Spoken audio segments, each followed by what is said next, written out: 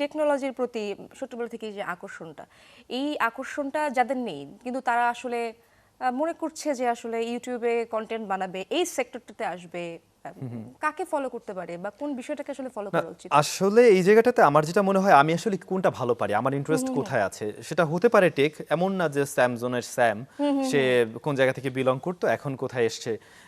ভালো চলছে বা এরকম কিছু, আমার ওটাই করতে হবে, বিষয়টা কিন্তু এরকম না। আমি যেটা মনে করি বা আমি যতটুকু এতদিন আমি শিখতে পেরেছি সেটা হচ্ছে আমি কোনটা ভালো পারি। আমি যদি আসলে ওটা না করি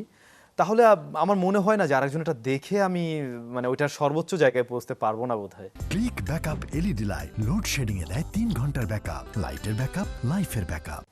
আপনি আসলে কাউকে ফলো করেছিলেন কিনা, বা আপনি যখন ভিডিওগুলো মেক করতেন বলেন না যে- ডেফিনেটলি এখনো ফলো করি, মানে ফলো করি না এটা বলা ভুল হবে, আমি অনেকেই ফলো করছি, বাংলাদেশের আরো বড় বড় take content creator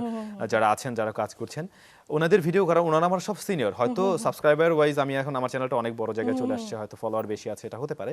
but to be very honest ওদেরকে আমি অনেক বেশি ফলো করতাম, ইভেন এখনো করি। ওনারা খুব ভালো করছিলেন, ওই জায়গা থেকে ওনাদেরকে দেখা, এবং বাহিরের অনেক বড় বড় চ্যানেল এমকে বিএসডি থেকে শুরু করে মিস্টার হুজ দ্য বস, এই ধরনের যে বড় বড় চ্যানেল রয়েছে